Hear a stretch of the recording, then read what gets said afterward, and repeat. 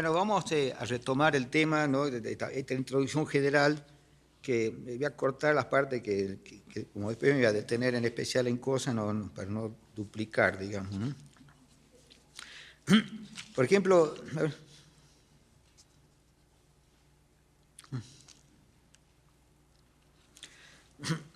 Aquí voy a citar algunos casos que me llamaron la atención, ¿no? Sobre todo aquí en el Brasil, la zona de Brasil y de la Amazonía, ¿no?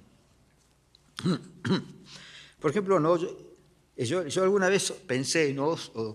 o soñé, que sería bueno una segunda vida para poder completar o lograr las cosas que quedaron inconclusas, ¿no? Siempre si uno piensa la vida como una novela que tiene que tener un buen final, ¿no? Y de hecho, supongamos, hay gente que se pasó toda la vida amando a una mujer, un hombre, y no, por diversas circunstancias no pudo ser, y uno se quedó en ese sentido de injusticia, ¿no? De no haber podido vivir no haber tenido una segunda oportunidad para poder concretar ese tipo de cosas. Bueno, eso parecía como lo pensaba como algo muy personal, ¿entiendes? Pero aquí me encontré en el pueblo Caigán de Brasil, ¿no? Justamente cuyo imaginario establece una segunda vida tan solo para poder realizar los sueños incumplidos en la primera, ¿no? Al concluir esta, es decir, es como una vida más reducida, pero para que uno pueda completar ese sentido, ¿no? O esa experiencia. Y al concluir esta, el ser humano se convierte en un pequeño insecto como antesala a la nada final, ¿no? Es porque esa cosa de que la transición hacia la nada se da a través de la conversión en un pajarito chiquito o incluso un insecto, ¿no? Y algunos, por ejemplo, un narrador en otro grupo que va a hablar ahora enseguida, ¿no? Decía que ya el hombre ya se había convertido en mosquito, y claro, al querer acercarse, digamos, al grupo familiar, a su familia, diríamos, ¿no? La gente se mostraba hostil, intentaba matarlo, etcétera, ¿no? Y él no comprendía por qué tanta maldad, diríamos, ¿no? Entonces, el narrador decía, se creían gente, pero eran bichos, dice, ¿no? Bueno, esto también otra cosa también ahí se ven muchas escatologías, así como la idea de la reversión, ¿entendés? O sea, y que la idea está de compensar, ¿no? No ver la eternidad o el otro mundo como una cosa eterna, sino algo como para ir cerrando nada más, ¿no?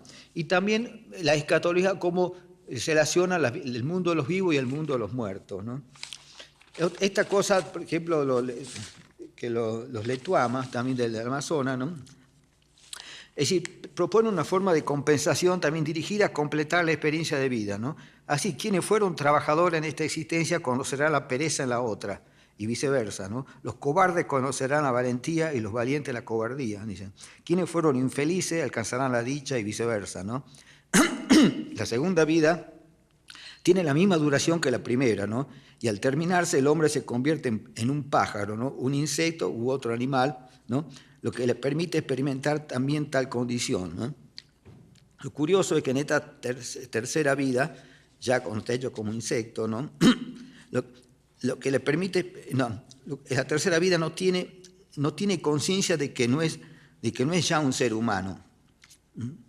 Así, ¿no es cierto? Un mosquito no se explica por qué se lo rechaza con furia, y al pájaro por qué no se le permite arrimarse al fogón, ¿no? Ahí donde decía se creen hombres y son bichos, ¿no? También otra cosa que se ve en este tipo de escatologías, ¿no? En que los muertos a veces, digamos, se sienten vivos, ¿eh? Porque uno no puede, digamos, resucitar y sentirse un muerto. Entonces, hay menudo que, es decir, ellos se compadecen de los vivos como si estuvieran muertos. Bueno, esto, por ejemplo, otro grupo importante que está en Brasil, que son los Bororo, ¿no? Sobre el cual los vivos y los muertos coexisten en el mismo espacio, ¿no? Siendo los muertos a la sombra de los vivos y los vivos a la sombra de los muertos, ¿no? Tal juego de espejo hace que lo considerado muerto por los vivos, ¿no es cierto?, sea vivo para los muertos, lo que permite a los difuntos sentirse plenamente vivos, lo cual es importante, ¿no? Si va a tener una vida, una posvida, que no lo vivan como muertos, sino como vivos, ¿no? Entonces se puede relacionar esto con la creencia de los de los Cadubé, otro pueblo de Brasil, ¿no? En el cual el difunto se encuentra, al encontrarse con sus familiares muertos en el otro mundo, llora por los vivos, con los que se quedaron en el mundo de los vivos, creyendo que ellos están muertos, ¿no?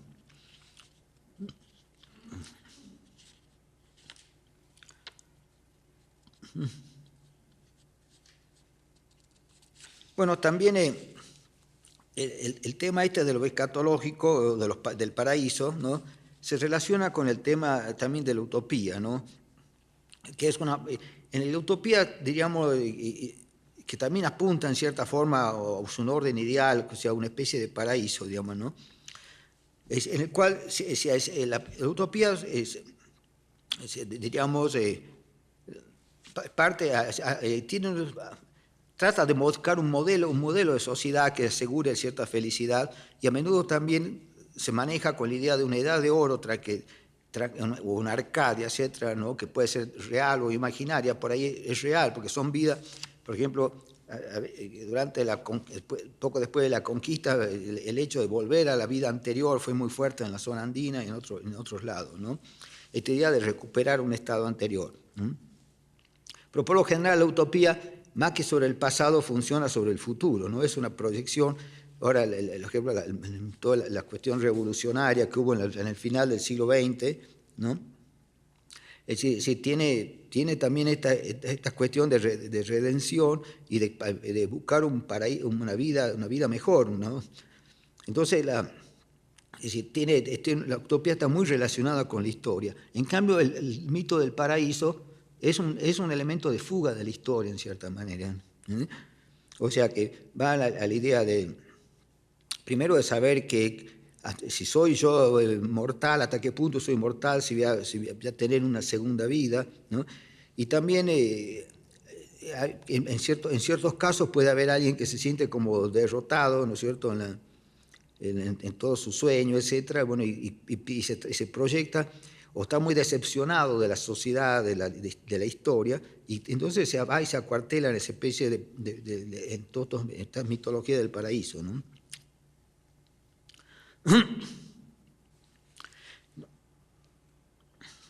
Por eso es ese idea del paraíso que trata de alguna manera de vivir sobre las repeticiones, ¿no? O fijarlo en imágenes totalizadoras de gran intensidad, ¿no? Entonces, o sea que la utopía sirve para promover las transformaciones sociales, y la búsqueda del paraíso es un solo sueño para embellecer la vida personal, hurgando los propios mitos, y no para transformar el mundo mediante la acción, ¿no? La búsqueda colectiva del paraíso, como la tierra sin mal, por ejemplo, de los guaraníes, ¿no?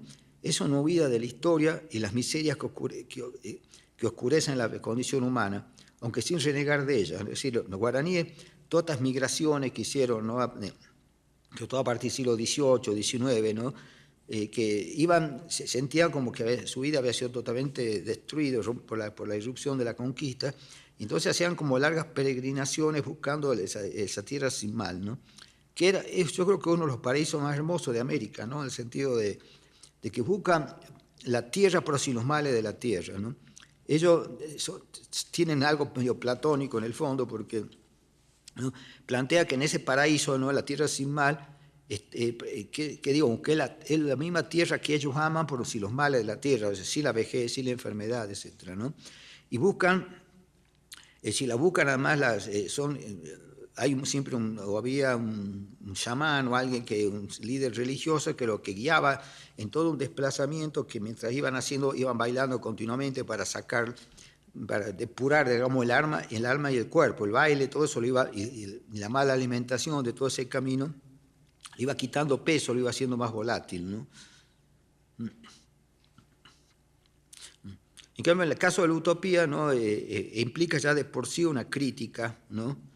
Es decir, en el otro caso, ¿no?, como la tierra sin mal, puede venir a través de una ruptura, ¿no?, de una sociedad que se siente invadida, ocupada, y que quiere retomar de alguna manera, ¿no? Pero de todas maneras creo que esto debía existir posiblemente existía antes de la conquista, ¿no? En cambio, la esencia histórica de la utopía nos lleva a criticar los modelos sociales existentes y proponer otros que sean mejores, o sea, que eliminen la injusticia, ¿no? Si la utopía es en gran medida posible en esta vida, o que a veces utopías que ya se presentan casi como proyectos inviables, ¿no? Que son muy filosóficos, etcétera, y en cambio, y hay otros que sí, que son como propuestas culturales, ¿no? O revolucionarias que pueden pueden llegar a cumplirse, ¿no? Como decía también un poco Galeano, ¿no? La utopía sirve para caminar, como para fijar, ¿no? Fijar un rumbo a la sociedad, ¿no? Es así como la utopía, ¿no es cierto?, es una forma de protesta social. También yo creo que el paraíso es un sueño, el sueño digamos, del deseo y la nostalgia, y sobre todo se relaciona con lo que alguien llamaba el primer exilio del hombre en el mundo, que es la pérdida de la niñez, ¿no? Es decir, toda la niñez actuaba como nuestro punto de origen y es un alimento en gran medida de los sueños del paraíso, ¿no? Es decir, entonces, ya sea porque está cansado de la faena de la vida, o cediendo a la nostalgia o a un deseo que no puede concretar en la vida, entonces es como que se busca todo ese paraíso, ¿no? Que es una cosa también que han manipulado mucho toda la industria turística hoy en día, ¿no? Entonces todo este sueño, diríamos, de la inmortalidad que alimenta el tema del paraíso, ¿no? Digamos, es una protesta contra la muerte no siempre sincera, ¿no? O sea, así como, por ejemplo, Gilgamesh, en el comienzo del tiempo, es impresionante el tema, la epopeya de Gilgamesh, como una de las epopeyas, digamos, menos maniquea que hay, a pesar de ser la primera, ¿no? Tiene toda la cosa así de lo que después se adjudicaría en parte de la novela, ¿no? Es decir, en la epopeya de Gilgamesh, digamos, Gilgamesh, que es un rey de Ubu, que se ve un ser muy fuerte, es decir, como guerrero, etc., se entera de que hay otro ser que también es muy fuerte, pero es como que su reino es la selva, y es adorado, seguido por todos los animales de la selva, etc. Entonces, el rey le manda una bella mujer que era digamos, de una especie digamos, de bailarina sagrada, ¿no? Para que lo seduzca. Entonces sí lo seduce y lo apasiona y lo saca de la selva, de hecho, y lo lleva a Ubur, ¿no? Bueno, y ahí en un principio luchan los dos, ¿no? Como guerreros, pero se cortan el duelo porque se sienten muy atraídos uno por el otro como amigos. Entonces se da una gran hermandad, digamos, entre Enkidu y Gilgamesh. Entonces, pero ¿qué pasa? En una de sus andanzas que salen ahí a hacer, ¿no? Matan a un toro que cuidaba, no sé, un cierto bosque, y cometen alguna otra cosa que les cae mal a los dioses, entonces resuelven matarlo a Enkidu. Bueno, y así aparece que de pronto se muere. Se ve un momento tan antiguo en que la gente todavía no tiene conciencia de ser mortales, ¿no? Entonces, bueno, Gilgamesh no acepta esta decisión de los dioses de acabar con Enkidu. Entonces, bueno, y sale, hace todo un peregrinaje, diríamos, ¿no? por los mundos estos de los divinos, ¿no? Para buscar a los dioses de algún modo, impetrarlos y exigirle de algún modo que le devuelvan la vida a Enkidu, ¿no? Entonces, realmente por diversas cosas, que al final él consigue incluso algo un elemento de la eternidad, pero resulta que mientras duerme una víbora le roba eso y por lo tanto, no sé, me acuerdo, un fruto, ¿no? Y por lo tanto cae, es decir, no puede resucitarlo a su amigo, ¿no? Es hermosísima esta epopeya. Bueno, pero en cambio, ¿no? La mujer justa, ¿no? Es decir, eso por un lado en relación a la inmortalidad, ¿no? Y cómo se valora la inmortalidad. Y por otro lado, Sándor Mára, y la novela esta, la mujer justa, ¿no? Llega a decir que si Dios existiera, no podría ser tan cruel como para conceder la vida eterna a los hombres. Es que si lo pensamos bien, dice, la eternidad puede convertirse en algo muy tedioso por ser precisamente el límite que establece la muerte de lo que significa la vida.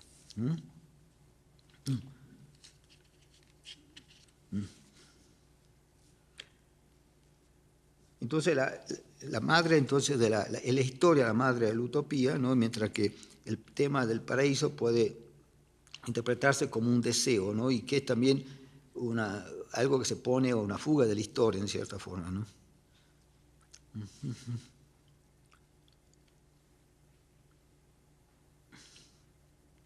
O sea, el paraíso funciona también como un argumento, ¿no? Para afirmar, como para afirmar al hombre, ¿no? En su condición plenamente humana, ¿no? El sentimiento de hallarse definitivamente arrojado a la historia, como debe haber sentido Gilgamesh a partir de ver la inauguración de la muerte, ¿no? Producida por estos dioses. Ahora también esto ha sido, este pensamiento, esta ideología, ¿no? Puede haber sido casi como fundacional, ¿no? Digamos, en las mitologías de mucha cultura, o que, por ejemplo, se comenta el caso también de Estados Unidos, ¿no? Digamos, como la idea del paraíso perdido, ¿no? Dentro, claro, de la concepción judío-cristiana, adquiere una especial fuerza entre los escritores norteamericanos, como Hawthorne, Thoreau, Whitman y Henry James, por ejemplo, ¿no? En los cuales, que hacen sabiendo de que ya ese paraíso ya no puede ser recuperado, ¿cierto? Trata de mirar un poco hacia adelante, ¿no? Y alimentando de algún modo una ideología imperial, ¿no?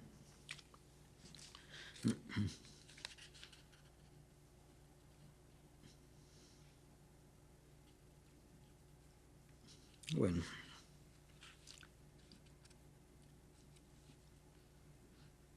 Bueno, ya hablamos un poco también de la anamnesis, ¿no? O sea, es decir, que Carla Gunenburg, que es de eso de cómo podemos cosificar un espacio, ¿no? La idea de querer volver a un sitio que lo ponemos ya fuera de la historia y que tiene que ver normalmente con nuestros propios mitos, o sea, cómo fue nuestra infancia y el mundo. Hay una geografía, ¿no? Un lugar que ha sido especialmente significado por nosotros, bueno, y que lo único que nos interesa es que siga funcionando ese lugar en función de nuestro deseo y que no se transforme, ¿no? O sea, no sea siempre el progreso o la marcha de la historia lo va a ir desvalorizando de cierta manera de forma irreversible, ¿entiendes? Entonces, eso hace que tengamos siempre un paraíso perdido. Decía Juan Burger que de hecho el origen de este concepto de anamnesis, ¿no? viene ya de los griegos, ¿no? Y que tiene que ver con está muy ligado a las teorías de la reencarnación. Entonces decía decía el sentido era distinto, ¿no? Porque era que decía que toda con la encarnación, la reencarnación, se pierde el mayor elemento, o recuerdos, es decir, ¿no? Pero solo era un pequeño grupo de recuerdo el que pasaba a otra persona, el reencarnado, no todo, sino un pequeño grupo. Entonces, ese pequeño, digamos, conjunto, ¿no? de valores, de cultura, ¿no? Era lo que se trasladaba un poco diríamos, a la persona que se reencarnaba y tomaba cosas de él, no tomaba la totalidad, sino entonces, un pequeño grupo de cosas.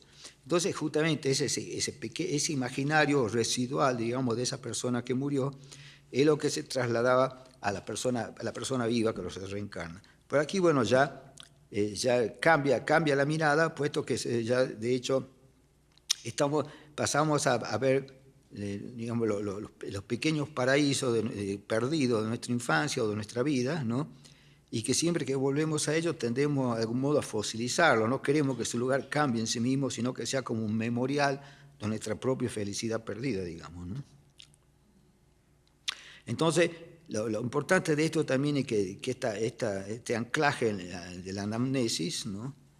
Nos lleva digamos, a cerrar los ojos ante el cambio digamos, y a la belleza presente del mundo. Si yo me acuartelo en una belleza pasada, de algún modo no estoy mirando la belleza que está pasando frente a mis ojos, ¿no?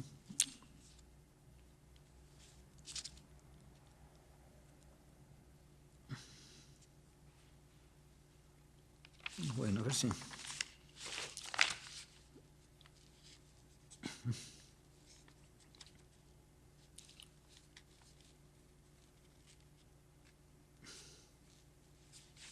Ya, esto parece ser que esta idea del paraíso, ¿no?, terrenal, y ya se entiende que ya 6 siglos antes de Cristo, ¿no?, ya estaba establecido en Babilonia, ¿no?, los elementos que habrían de constituir el paraíso terrenal del Génesis, el que giraba en torno a la idea del jardín, ¿no?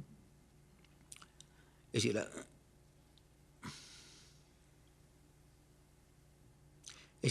siempre se habla, ¿no?, de que la idea del jardín, bueno, primero la feracidad, hay muchos árboles que dan frutos todo el año.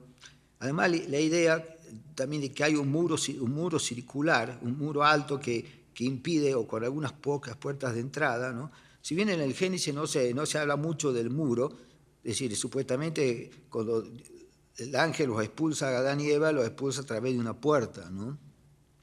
Entonces, esa idea, el paraíso como un mundo, como el jardín, diríamos, como un mundo, ¿no?, protegido, ¿no?, de todos los depredadores del mundo exterior, ¿no?, en el cual está lleno de perfume, el hombre no tiene que trabajar porque la comida se le da así a través de las frutas, ¿no? Es un mundo así podríamos decir, de pura relajación, ¿no?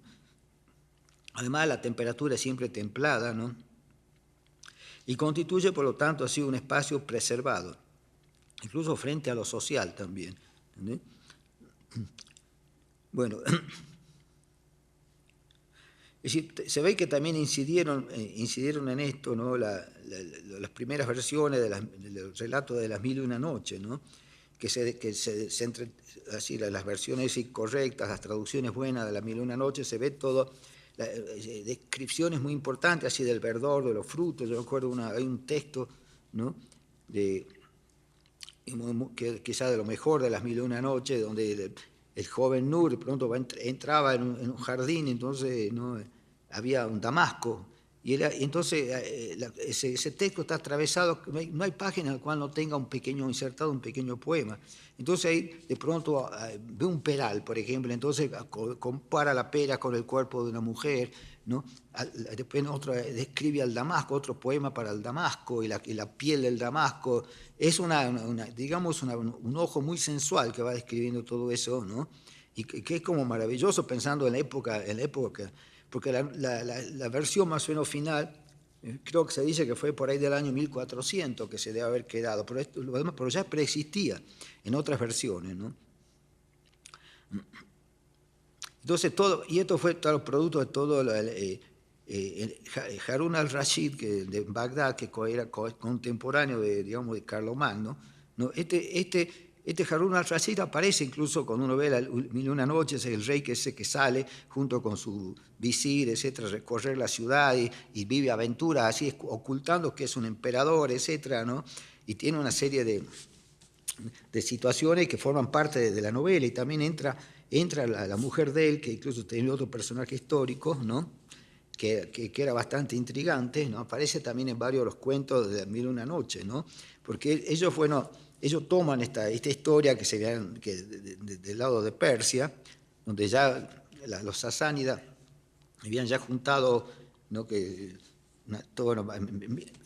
algo que se llamó 1000 noches, ¿no?, y que eran cosas que venían de la tradición persa y de otras tradiciones, digamos, preislámicas que había, ¿no?, y que después el Islam se apodera de ella. Por eso que hay una recurrencia, ¿no?, que por un lado uno ve un enorme paganismo en la Mil y una Noche, pero también, digamos, hay una continua recurrencia, cita a Alá, ¿no?, y llega a veces hasta el extremo, ¿no?, de que por ahí un tipo que está por acostarse con una mujer muy hermosa, ¿no es cierto?, antes realmente de hacer el amor le hace un agradecimiento a Alá por el bocado que le dio, ¿no?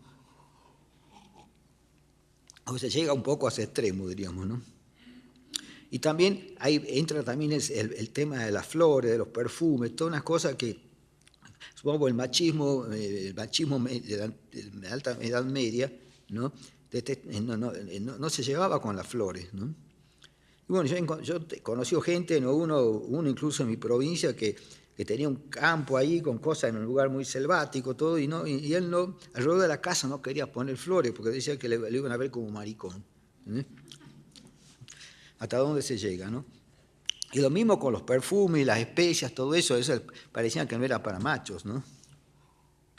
Bueno, además de este aspecto escatológico, ¿no? En el tema del paraíso va un poco más allá, porque hay toda una literatura, incluso en mi libro, bueno, hablo de Jack London, de Melville, ¿no?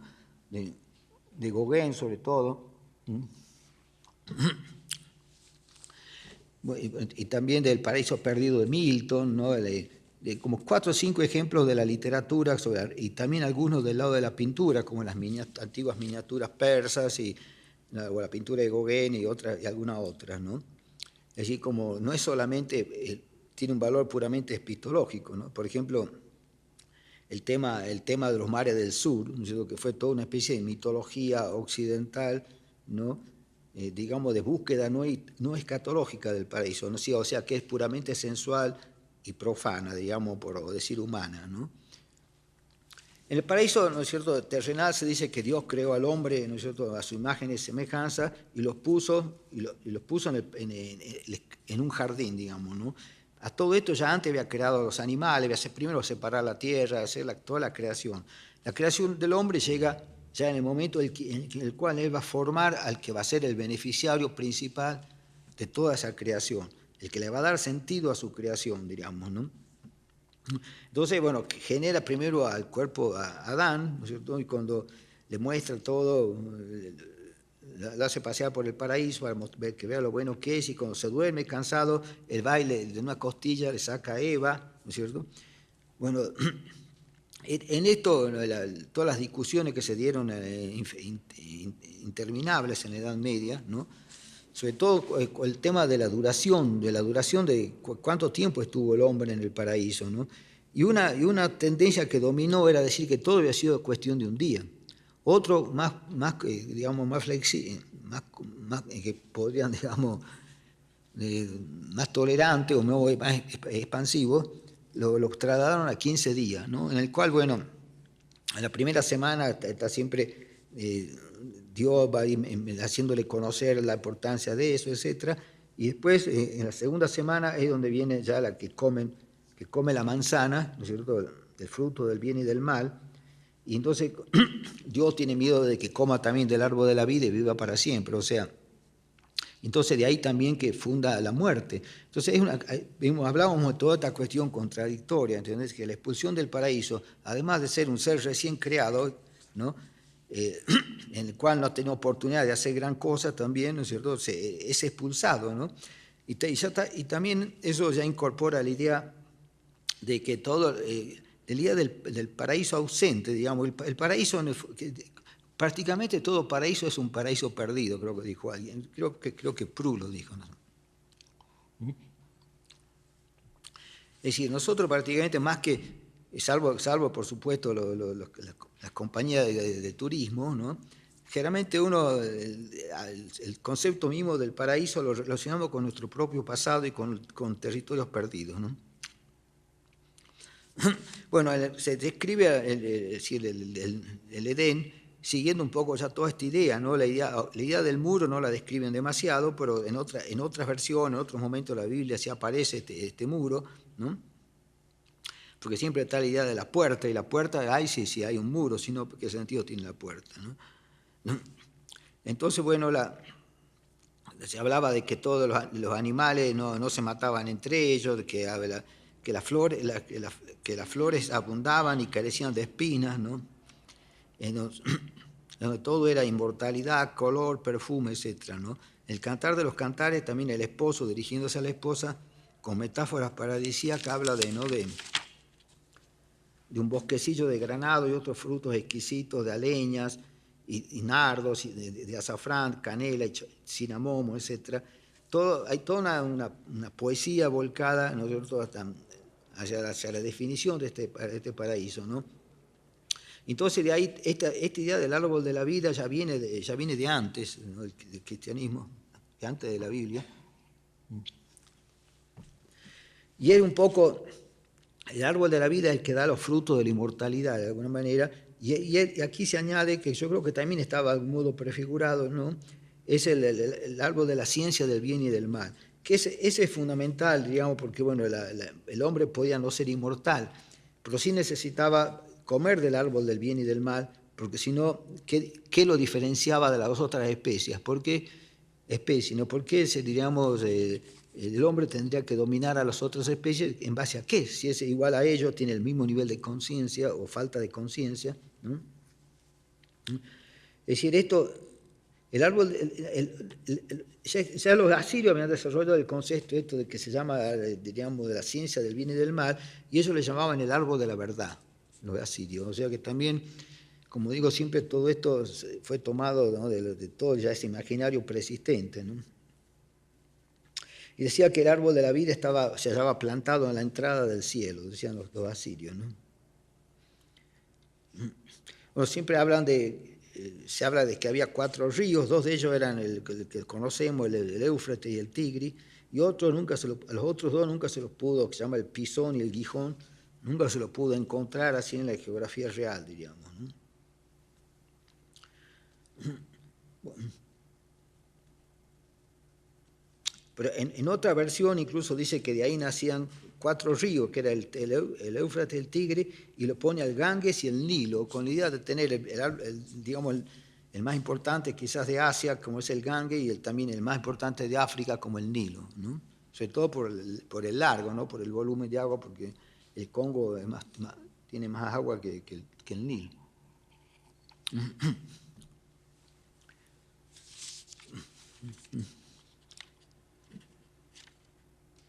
También a veces toda una literatura posterior está hablando de que el muro era de piedras preciosas, ¿no? Eso que también vimos en la mitología de los vikingos, como también todos los bosques eran de piedras preciosas, etcétera, esa apelación a incluso de hacer una falsa naturaleza a través de elementos minerales y no con elementos biológicos, diríamos, ¿no? También la idea siempre de una fuente, del agua que corre, ¿no? Está muy, muy presente en toda esta mitología, ¿no? Incluso en algún momento dice que está implícita la idea de que había que cultivar también ese terreno, que por lo general no, entendés que era más bien como que era un espacio de puro hogar. Pero como de hecho no se alcanzó, Adán y Eva no alcanzaron a vivir mucho ahí, no podían tampoco desarrollar ningún elemento así que podríamos llamar cultural. Eso sí que en algún momento, fíjese aquí, ¿no? Lo cual aumenta la contradicción, ¿no? Porque Dios lo hace comparecer a todos los animales al paraíso terrenal para que Adán les diese el nombre. Esa idea de nombrar y diferenciar parece ser una cuestión casi fundamental en el hombre, ¿entendés? Y en los procesos simbólicos, ¿no? Es decir, hay culturas en las cuales prácticamente el hombre, y el mismo cristianismo, ¿no? Uno, si no antes de que te bautice un cura, no antes ningún recién nacido podía ir al cielo, iban al limbo, esa cosa que inventaron, porque no se podía admitir la humanidad. Es decir, nacer de una mujer no es elemento suficiente para ser un ser humano. Había que estar el bautismo, el nombre, ¿no? Y eso también está en África, ¿no? En el tronco bantú también es lo mismo, ¿entendés? El tronco bantú son como 600 culturas, bueno.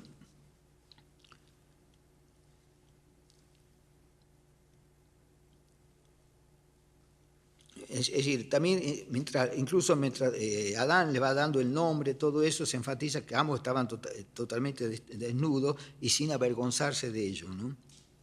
Eso es el texto, ¿no? Es decir, con eso se quiere remarcar el estado de inocencia, ¿no? Semejante a los niños, que no sienten pasión carnal ni vergüenza de su cuerpo.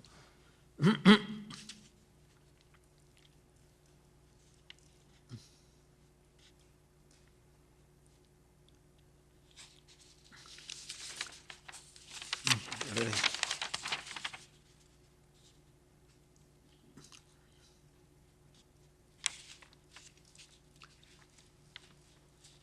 También, como en cierto momento se empezaron a desarrollar, ¿no?, en el mismo ámbito del cristianismo, o sea, de los países europeos, toda una herencia pagana que ya viene también de los griegos y de los romanos, ¿no?, a introducirse en este paraíso, ¿no?, la vida en ese paraíso, ¿no?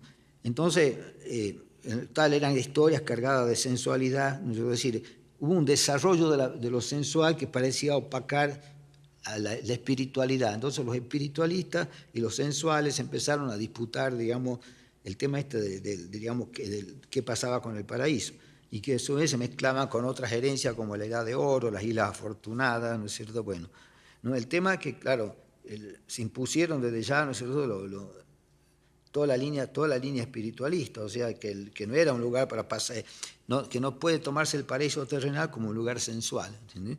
Desde ya que todas las descripciones es contrasentido, porque todas las descripciones que hacen son sensuales, ¿entiendes?, en relación a la naturaleza, etc., ¿no?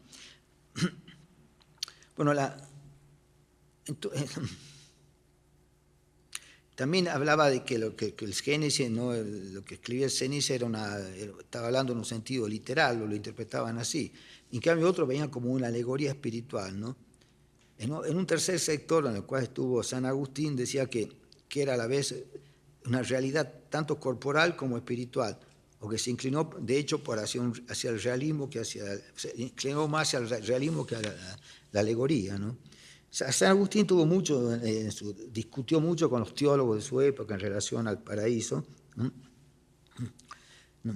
Y él, por ejemplo, hay un punto donde habla, ¿no?, la Biblia habla de la música de las altas esferas, y entonces algún, digamos, teologuete, ¿no?, empezó a decir que no podía haber música en el paraíso, en esta línea, digamos, de desensualizarlo, ¿no?, porque decía que toda la música que conducía al pecado, el pecado de la carne, por cierto. Entonces a San Agustín, que ya había conocido un poco de la vida, ¿no?, les discutió y dijo que no, o sea, que había dos tipos de música, una música que elevaba hacia Dios, hacia la mística, etc., y había otra música sensual, ¿no?, que justamente llevaba al pecado, ¿no?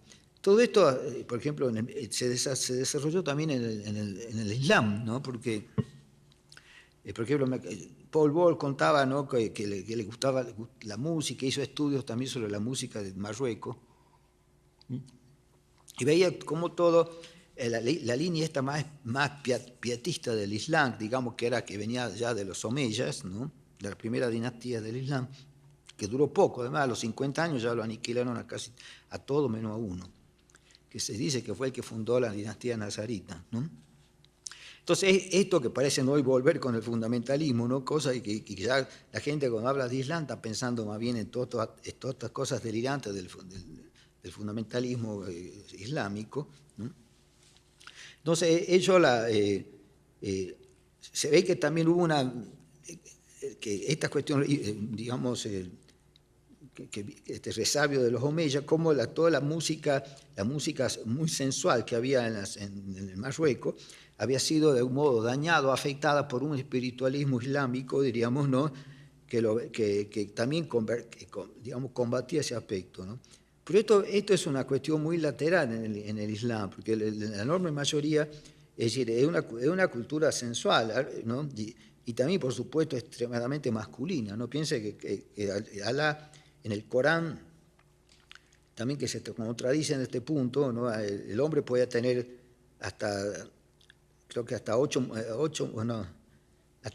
creo que podía tener hasta 8 mujeres, algo así, ¿no?, esposa me refiero, y después todas las concubinas que le diera el cuero, ¿no? Y eso sí, le ponía como condición que tenía que ser equitativo. Si yo le regalo un collar a uno, tenía que comprar 15 collares, ¿no?, iguales.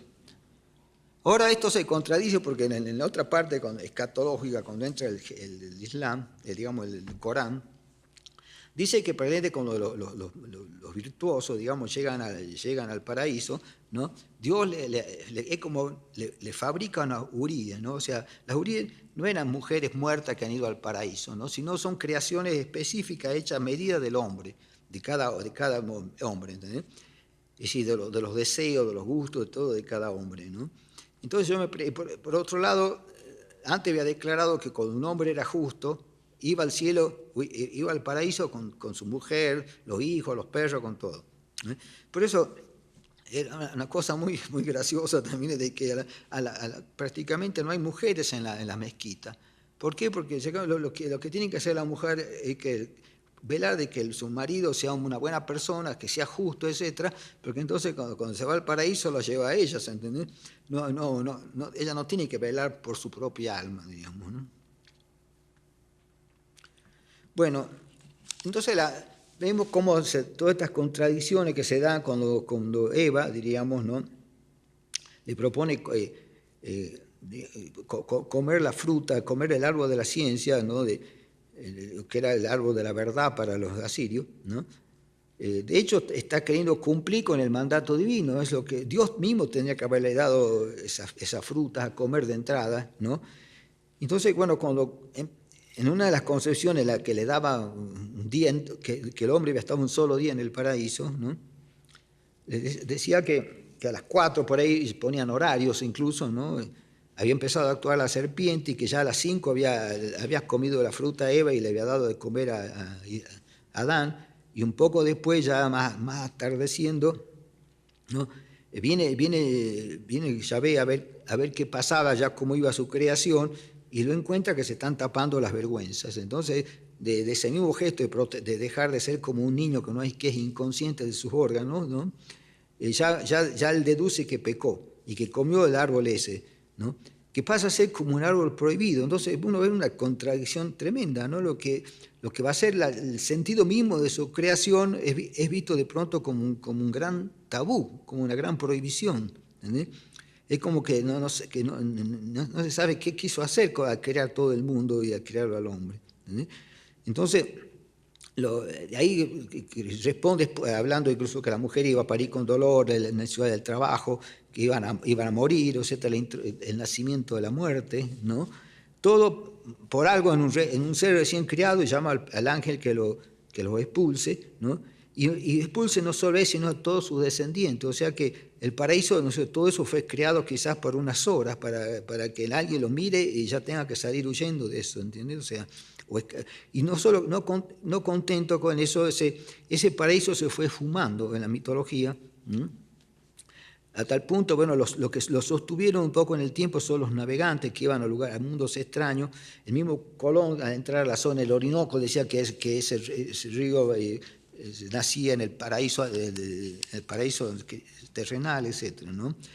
Alimentó todas las mitologías y la leyenda o el imaginario náutico, el tema del paraíso, pero lo cierto es que empezó a fortalecerse el tema del purgatorio y sobre todo el tema del paraíso celestial, ¿no?, que es donde de algún modo reina Dios sentado en un trono de oro, y después están todas en círculos concéntricos, que son 9 círculos concéntricos, como hay una cosa de Doré, ¿no?, una pintura de Doré que muestra eso, ¿no?, en el cual todos están alabando eternamente a Dios, ¿entendés? Entonces yo no sé, ¿no?, yo no sé qué divertido tiene eso, ¿entiendes? Entonces digo, toda la gente quiere ir al cielo y nadie se pregunta qué. Mejor más vale que me quede abonando una planta, ¿viste? No, también dice que lo que dice la Biblia, ¿no?, o que eso después no se lo ve en ninguna imagen pictórica, de que antes de expulsarlo, Dios le hizo con pieles, ¿no?, hizo dos túnicas de pieles para vestirlo, ¿no?, para que no se vean sus vergüenzas, ¿no? Y los vistió y los hizo echar a las patadas así por el arcángel Gabriel, ¿no? Claro que ninguna pintura registra que vayan cubiertos, ¿sí?, pero yo creo que en el fondo, ¿no?, se habrá quedado en el camino esas túnicas, ¿entiendes?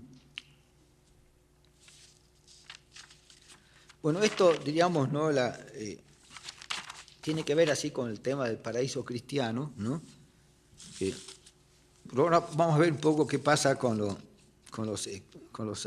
primero con el Tlalocan, porque el Tlalocan es realmente teotihuacano, ¿no es cierto? Y está en el mural de Tepantitla, creo que se llama, pero eso lo toma así, para los mexicas, digamos, ¿no? lo tomaban en consideración al Tlalocan como una posibilidad, pero más les interesaba el tema, digamos, toda la mitología de la Casa del Sol. ¿Entendés? Bueno, se llama el Tlalocan porque estaba presidido por Tlaloc, que era, como bien saben, es el dios de la lluvia, ¿no?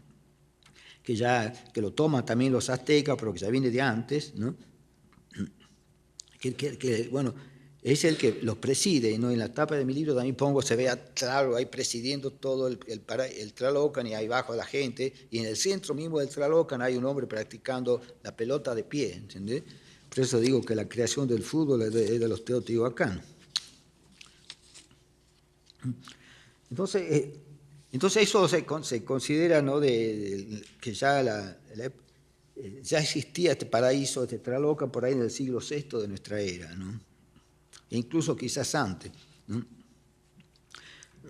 O que la descripción del Tlalocan, es decir, los documentos, porque claro, antes no había documentos sobre eso, y que no, es decir, o que quedaron así los murales, pero la interpretación de esto ya lo hicieron los aztecas, ¿no? Y los aztecas lo incorporan como una posibilidad, ¿no?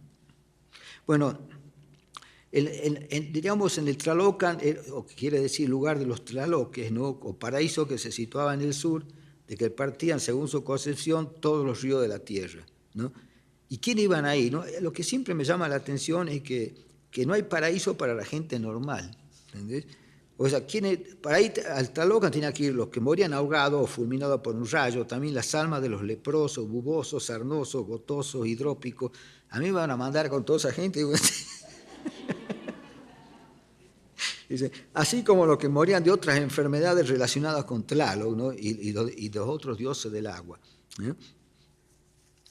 Decía, y Sahagún decía que quienes tenían este tipo de muerte se los enterraba con una rama seca, y al llegar a Tlalocan esta rama reverdecía, lo que venía a simbolizar el comienzo de una nueva vida del difunto, ¿no? Pero, es decir, después de entonar un largo canto de agradecimiento, ¿no es cierto?, a Tlaloc, ¿no?, se reunía con los que allí estaban a disfrutar de una vida plena de felicidad, ¿no?, cantando, jugando a los diversos juegos, entre ellos la pelota, ¿no?, que incluían la pelota movida con las piernas, ¿no?, cazando mariposas. Aquí entra el tema de cazar mariposas, qué sé yo, ¿no?, que antes era en la época de mis abuelos era común, ¿no?, andar con esas redes para cazar mariposas, y andaban por ahí brincando, tratando de cazar alguna mariposa. Ahora ya casi ni se ve mariposa, ¿no? Pero, claro, el que andaba con una red cazando mariposas, los otros lo veían como maricones, ¿viste? Y si todas las tareas que le daban a los hombres no eran muy masculinas, que digamos, ¿no? Por lo menos a la percepción actual, ¿no? O si no, también retosando a la sombra de los árboles frondosos cargados de frutos, ¿no?, que crecían junto a los ríos y lagunas, ¿no?, donde, por cierto, se bañaban continuamente, ¿no? Además de fruta, también había allí el maíz, la chía, el frijol y otras plantas alimenticias, ¿no?, que este pueblo valoraba, ¿no? Bueno, ahí donde dentro digo que también en el Tlalocan, ¿no?, por lo que se veía, era un paraíso estrictamente masculino, sin mujeres, ¿no?, ya que los placeres del sexo no figuran entre los numerosos regocijos a los que aluda Sahagún, ¿no? Es decir, podían comer el néctar de las flores, cazar mariposas, qué sé yo, pero ningún placer que tenga que ver en relación a lo sexual, ¿entiendes? O sea, parecían como lo que hubieran hecho los curas esto. ¿Cómo no se le ocurrió al cristianismo hacer un país?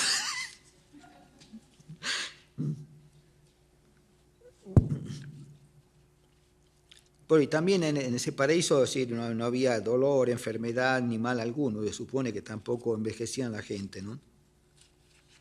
Pero digamos, los aztecas no privilegiaron en sus sueños escatológicos, digamos, al Tlalocan, ¿no?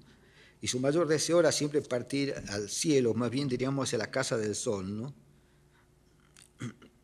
Y para ello, sí, y por más que para ir a la casa del sol tuvieran tenido que morir digamos, a filo de obsidiana. O sea, había dos causas importantes. Una, morir como en la guerra, luchando en la batalla, o si no, ser sacrificado por los sacerdotes, es decir, que le abrían el corazón con un cuchillo de obsidiana, por eso que se llama a filo de obsidiana, ¿no? Que era un tema, eso era temas Y vemos que también, ¿no? Siempre la gente común, digamos, los que no le sacan el corazón ¿no? Y los que tampoco andan guerreando, ¿no? Y ni hablar de las mujeres, o sea, no tenían, no tenían como lugar, ¿no? Sin embargo, en la cosmogonía azteca parece que había como 13 cielos superpuestos, ¿no? Pero, digamos, no se encontraron que en esos cielos hubiera almas, ¿no? Que en alguno de esos cielos estuviera poblado por seres humanos, ¿no? Salvo que parece que sí, ¿no? Un sitio donde iban digamos, los niños muertos antes de tener uso de razón, ¿no? Que era el más alto de esos cielos y que yo creo que quedaba como algo así, como una especie de semillero de almas, o sea, como que de ahí se sacaba, no sé, eran reciclados, para dar alguna manera, ¿no es cierto? Y se podían partir nuevos seres humanos a través justamente de la materia, de los elementos que aportaban esos niños, ¿no? Y de ahí ese reino lo llamaban Ometecutli, ¿no? Que era el dios que reinaba ahí, también la mujer, la diosa era Ometexigualt, ¿no? Es decir, eran los dioses creadores, por un lado, no sé, ¿no? Hablan de otros dioses creadores que no son estos, no sé, pero... Bueno, entonces ahí, según Alfonso Caso, dice que ahí se engendraba las almas de los hombres, la que se alimentaba con la leche que destinaba a un árbol, ¿no? Esperando el cataclismo que diera fin a su ya vieja humanidad para encarnarse y fundar una nueva, ¿no? Bueno, aquí entramos en el tema digamos, de la casa del sol, que es el paraíso oriental, o sea, donde nace el sol, ¿no es cierto?, y hasta donde alcanza el cenit, ¿no? Entonces, era la casa del sol, era de la deidad astral de ellos, ¿no?, que es difícil de pronunciarse, Tonatiuhcuchi. Algunos nombres los pronuncio muy bien, pero bueno, en náhuatl, por ejemplo, Tlacoquemecatl. Eso me sale, pero otros no me salen. Iban allí los guerreros aztecas que morían, ¿cierto?, en el combate o en la piedra de los sacrificios. También esto que le decía que es muy interesante, porque casi inaudito, ¿no?, de que los enemigos muertos en combate y los prisioneros sacrificados al sol, que también eran por lo general enemigos, ¿no?, a quienes presidía un dios especial, o sea, los que amparaba a los enemigos tenían un representante ahí, ¿no?, que era Teo Yaomiki, ¿no?, el nombre que significa precisamente el dios de los enemigos muertos, ¿no? Todos ellos retozaban en jardines llenos de flores, en lo que repetían el simulacro de los momentos heroicos o más intensos que tuvieron en vida. Esta parte es interesante también en relación al tema de la eternidad, ¿entendés? O sea, de una eternidad restringida, como hablábamos ayer, ¿no?, o que Borges hablaba, se acuerda del estilo de un deseo. Digamos, el que ama la guerra, ¿cierto?, o el guerrero, diríamos, ¿no?, recordará diversos encuentros, como un deportista puede recordar algunos juegos, algunos partidos que han sido trascendentes, ¿entendés? Entonces eso, la idea de poder repetir esos momentos heroicos, que para ellos ha sido lo más intenso y lo más rescatable de su vida, actos de valentía, ¿no? Entonces, todas esas cosas intensas las podía, digamos, y en este aspecto creo que ¿no?, desde el punto de vista, digamos, del humano, es lo más interesante, ¿no?, de poder revivir momentos, no toda la vida que tuvo, sino rescatar los momentos esenciales, ¿no? Bueno, dice Sahagún que ahí vivían en continuos deleites, ¿no?, gozando de la presencia del sol, respirando el aroma de las flores y sorbiendo su zumo, ¿no? Jamás sentían tristeza, ni dolor, ni disgusto alguno. Al amanecer, cuando el rastro asomaba en el oriente, los saludaban, claro, golpeando los escudos, ¿no?, y con gritos, ¿no? Y después lo acompañaban luego hasta mediodía, ¿no?, momento que ya lo dejaban al sol en manos de las mujeres muertas en el parto, ¿no?, quienes lo acompañaban hasta el crepúsculo. O sea que en cuanto a las mujeres, solo se habla del tema de la muerte en el parto, que era sí, evidentemente habría un porcentaje mínimo, sería mucho más alto, por cierto, que el de ahora, porque eso debían venir infecciones que mataban. La muerte puerperal ha sido muy alta en otras épocas, ¿no? Las mujeres tuvieron que pagar la reproducción humana tuvieron que pagarla con su propia vida muchas veces. Bueno, pero entonces parece casi no hay otra forma, digamos, no se refiere a a otra posibilidad que tengan las mujeres, ¿no? Tampoco en los hombres, como vemos, es decir, está bastante limitado. El ser normal, el ciudadano común, digamos, ¿no? El hombre común, es como que no tienen entrada en esto, ¿no? Al margen de, es decir, tampoco entra a jugar la ética en esto, ¿no? Porque no vale el hecho de uno haber cumplido ciertos preceptos morales o haberse movido en función del etos social, por ejemplo, no significa ninguna puerta abierta a ningún lado. Después uno puede haber sido un malvado, todo eso, pero si después murió a filo de obsidiana, ya queda redimido, va al paraíso del sol. Y el otro, que puede haber sido un virtuoso toda la vida, no tiene sitio en esa escatología, digamos, ¿no?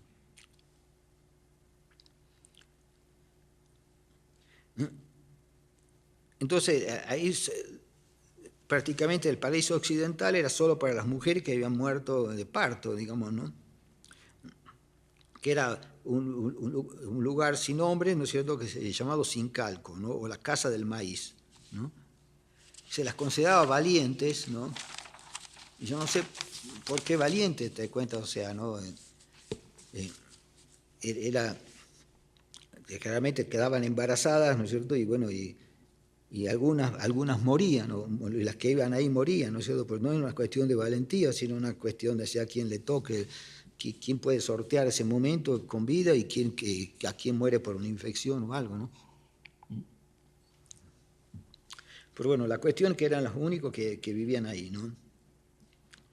Entonces ellos, el nombre que le daban era cihuatecos, ¿no? Cihuatetecos, ¿no? Sí. Bueno, que esto también parece que está tomado de los mitos escatológicos mixtecas, ¿no? Según lo que se ve, dice en la lámina 79 del Códice Vaticano B, ¿no? Bueno, también, ahora aquí viene esta parte, es decir, al llegar al cielo, o a ese casa sol del sol, ¿no? A los 4 años, tanto los hombres como las mujeres podían bajar a tierra, ¿no es cierto? Los hombres lo hacían en plena luz, ¿no? Y para ir a beber, digamos, a beber el néctar de las flores, ¿no? Bueno, maricones. Entonces, y hacía volar, mariposear en el sentido estricto del mariposeo, ¿no? Y mientras que y después seguramente volvían, hacían la excursión y volvían. En cambio, por las mujeres, es decir, venían de noche para asustar, era como fantasmas de mal agüero que hacían estremecer a las mujeres y a los niños, las representaban como una cabeza de calavera, ¿no? Y los pies y las manos estaban provistos de garras poderosas, ¿entiendes? O sea, que esas pobres mujeres que incluso que por dar a luz un hijo habían ido a ese paraíso, todavía las consideraban como seres de mal agüero, que tenían, en vez de gratificarla o compensarla por haber dado una vida y a costa de su propia vida, ¿no? Todavía las convertían en estos seres repelentes, ¿entiendes? Además, en el paraíso occidental no había la diferencia, las mujeres no jugaban, no recolectaban flores, no hacían nada, ¿entiendes? O sea,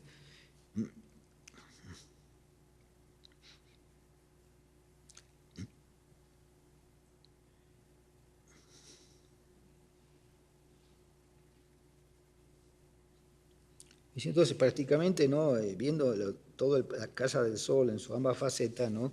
Lo único sensual que había ahí, ¿no es cierto?, era los hombres, ¿no? Libando flores, ¿no? O convertidos en colibríes, ¿no? Y otros pájaros, ¿no?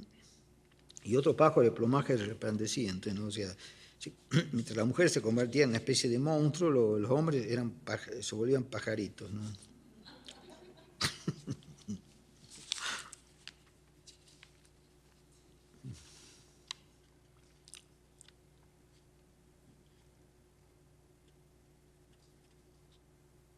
Bueno, después estaba también, esto ya del lado de los aztecas, los que no iban al paraíso del sol, iban al Mictlán, ¿no?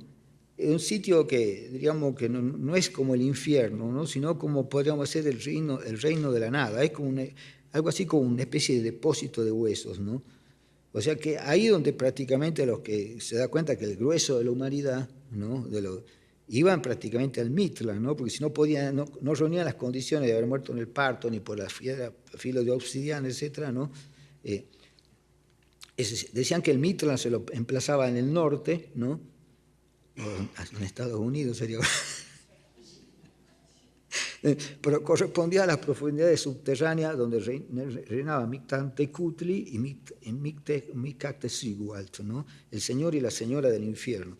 Lo traduce como infierno, pero no es un lugar exactamente de sufrimiento, es un lugar digamos, de la nada, se podría decir, ¿no?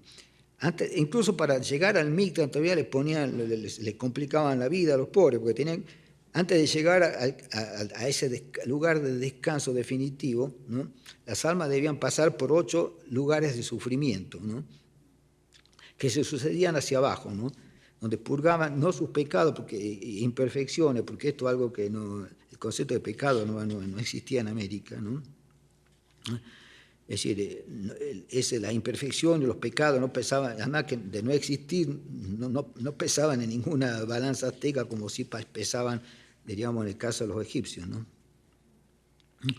Entonces,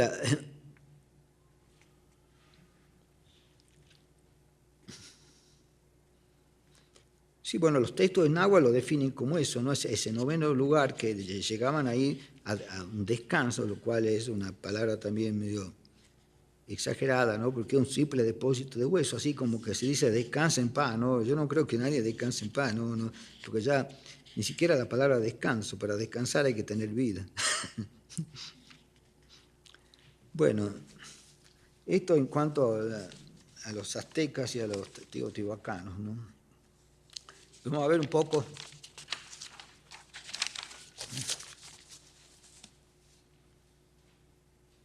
¿Qué? Bueno, también los mayas hablaban de un paraíso como lugar de deleite donde no existían dolor ni sufrimiento, ¿no? Y abundaban la comida y la bebida, etc. Esas cosas recurrentes, ¿no? Siempre lo que el árbol de la ceiba, ¿no? Que le llamaban yuché en maya, ¿no? Era como el árbol sagrado y a cuya sombra, ¿no es cierto?, en gran medida vivían, ¿no? Podían descansar y holgar eternamente, ¿no? Los elegidos, ¿no? Iban él también, volvemos a los guerreros muertos en la batalla, las mujeres que volvían de parto, y aquí añade a los sacerdotes que abandonaban este mundo, ¿no? En el otro no hablaba de los sacerdotes, ¿no? También incluía, esto aquí interesante, ¿no? Incluía a quienes se suicidaban, ¿no? Ahorcándose por no poder sobrellevar su tristeza, trabajo o enfermedades, lo que muestra un sentimiento de piedad por estos desdichados a los que otras religiones, la cristiana por ejemplo, ¿no?, condenaban al fuego eterno, ¿no? Entre los mayas los suicidas hasta contaban con una deidad propia que era Ixtab, ¿no?, encargada de recibirlo en el más allá, ¿no?, y que se lo conoce como la diosa de la horca. Voy a buscar esta lámina porque yo sabía tener yo una copia del Códice de Dresden, y aquí te dice que es la lámina 29, que ahí está, que como que está, esta deidad está presentada como un cuerpo que está colgando de una piola, ¿no? Como decir que tiene enrollada en el cuello esa piola, bueno, y viene desde arriba de alguien que la sostiene, no sé de dónde, ¿no? Y también tiene los ojos cerrados por la muerte, ¿no? Y en una de sus mejillas un círculo negro. El círculo negro para los mayas representaba, ¿no?, la corrupción de la carne y la muerte, ¿no? Pero decía que quienes habían llevado una mala vida descendían al Midnal, ¿no?, la región inferior asimilada al infierno, ¿no? Allí los demonios los atormentaban con el hambre, el frío, el cansancio y la tristeza, ¿no? Junhao, el señor de la muerte, era tenido como príncipe de los demonios, ¿no?, y reinaba en el más profundo de los 9 mundos subterráneos. Los quiché llamaban Xibalbá el reino de los muertos, ¿no?, al que el Popol Vuh situaba en las entrañas de la tierra, ¿no? Conducían a él las aberturas que se encontraban en las laderas de los montes y contaba con varias cámaras estremecedoras, como se ve bueno, Palanque cuando entra también los quieren matar mandándolos a las distintas cámaras estas, ¿no? Que estaba el nombre de la cámara, la casa oscura, la casa de hielo, la casa de los leones, la casa de los murciélagos y la casa de las obsidianas, que eran como cuchillos que andaban volando por ahí y tenía que el hombre esquivar todos esos cuchillos que parecían tener vida propia, ¿no? Entonces, el héroe mítico, esto es Palanque, ¿no? Yo me acuerdo, hice una versión teatral de Popol Vuh basado sobre todo en en 2, 3 traducciones, ¿no? Y tomando también como personaje al Palanque, ¿no? Que eso llegó a montarse en Argentina, en un gran anfiteatro, un escenario así como de 70 metros, ¿no? Hicimos ahí los señores del infierno, eran como muñecos enormes, así como que el mamulengo que se llama, que eran como de 10 metros, 7 metros altísimos, ¿no? Que iban surgiendo del infierno y lo alumbraban las luces, todo, fue una cosa muy divertida. Y la tengo filmada, eso después. Bueno, también el nombre de los que estaban ahí en el infierno, ¿no? Eran, por ejemplo, 7 muertes, Señor del Pus, ¿no? Señor del bastón de calavera, sangre de gavilán, sangre de fiebre, ¿no? Y el mensajero de todos estos dioses infernales eran los búhos, ¿no? También habla que Xibalbá se hallaba atravesado por 4 caminos, que era el camino negro, el camino blanco, el camino rojo y el camino verde, ¿no? También, es decir, ni el paraíso ni el infierno tenían para los mayas un fin en el tiempo, ¿no? Puesto que el alma viva no podía morir, sino que debía peregrinar eternamente, ¿no? Los mayas también toman la costumbre olmeca, ¿no? De inhumar al difunto de alto rango en el interior del grande sarcófago de piedra, poniendo encima y al lado de los cadáveres joyas, máscaras, plumas, tejidos, vasijas, ¿no?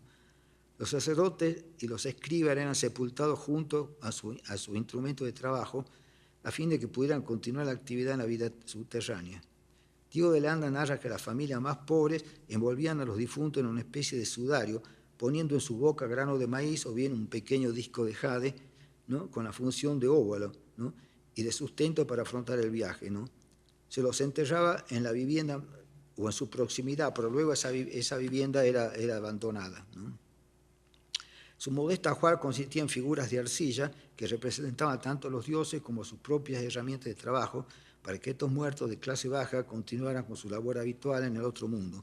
Es decir, no los esperaba allí el descanso definitivo, sino la plusvalía. Bueno.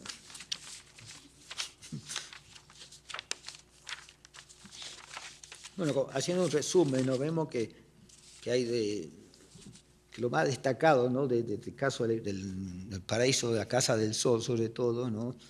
Y que ya viene también del Tlalocan, era digamos, paraísos de sexos, en uno paraísos sin mujeres, y en el otro con mujeres en esferas separadas. ¿Entendés? Y también el hecho de cosas que nunca vi, ¿no es cierto?, de dar lugar de que digamos, en el propio paraíso entran los enemigos, es decir, la gente contra los que ellos lucharon, ¿entiendes? Que le den lugar en su paraíso, que tengan incluso un dios que se ocupe de ellos, ¿no? Y y quizás hasta los prisioneros que ellos sacrificaron, sobre todo cada vez que se acababa el ciclo de su calendario, cada 52 años, que llegaron a ver 20.000, a sacrificar 20.000 personas, los aztecas, ¿no? No hay ejemplo en el mundo de tanto sacrificio humano. Bueno,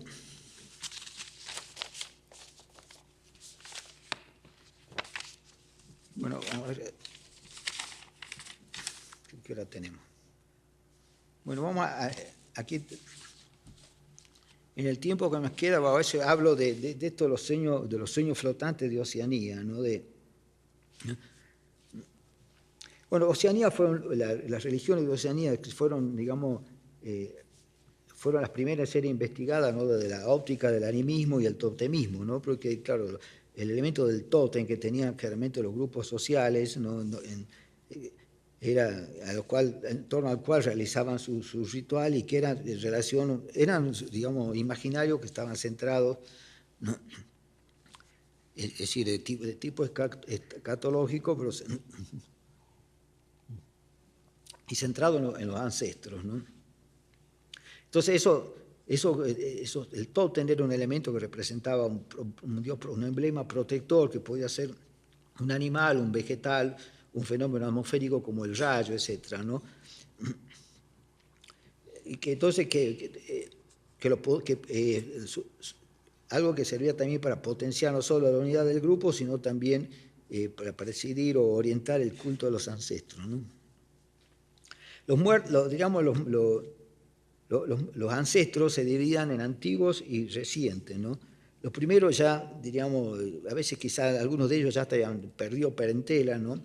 Que eran ya convertidos casi en dioses, ¿no? Eran divinizados, ¿no? En el fondo, ¿no? Ya se habían convertido de mito, digamos, en las altas esferas, mientras que los otros, los más próximos, ¿no? Al principio tomaban una serie de medidas porque la tendencia que tenía estos espíritus a volver, etcétera, o a interferir en la vida. Por eso había un segundo entierro, ¿no? En el cual ya directamente quedaba más protegido, ¿no? Ya como el que el muerto aceptaba su situación, incluso podía trabajar en favor de su gente, ¿no? Entonces ellos, por ejemplo, esos ancestros le podían explicar a la gente, advertirlo de ciertos peligros que lo esperaban en la guerra, darles consejos, asistir a las mujeres en los partos, etc., ¿no? Los ancestros generalmente eran masculinos, ¿no? Ahora, no veo que las mujeres se conviertan en ancestros, ¿no? Bueno, esto del culto a los ancestros también es muy fuerte en África, ¿no? También en el libro, bueno, dedico un capítulo a todo, bueno, a toda la teoría, a cómo se maneja el concepto de los ancestros también en África, ¿no?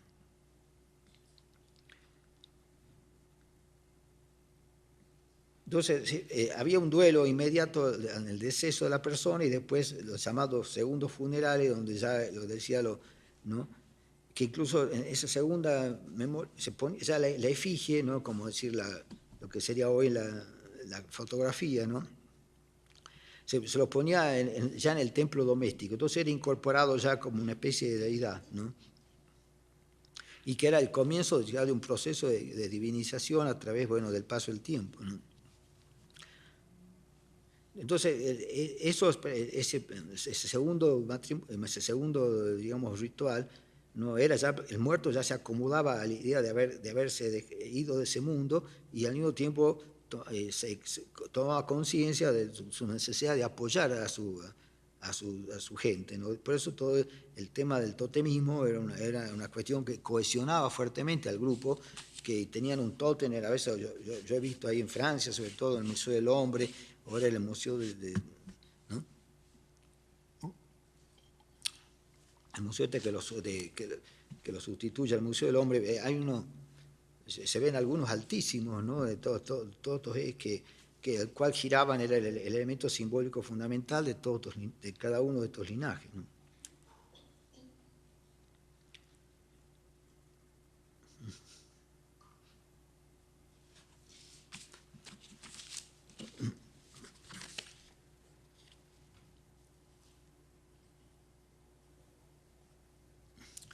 Por lo tanto, sí, los muertos, que digo, se reservaban el derecho de volver a la aldea, ¿no? Pero ya no para asustarlo o embromarlo a los vivos, sino directo para asistirlo en sus necesidades, ¿no? Que es el rol que tienen que cumplir los ancestros, ¿no?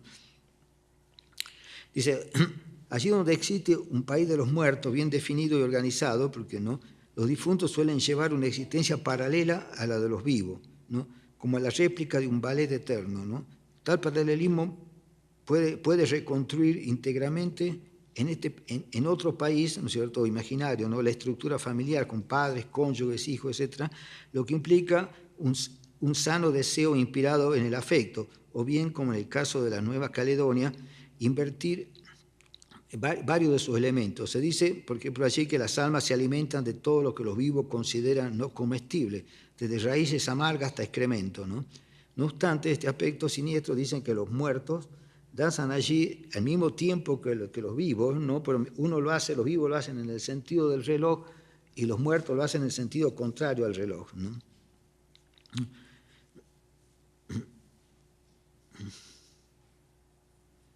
Y siempre ambos, tanto vivos y muertos, desplazándose alrededor del mismo emblema que era el tótem, ¿no?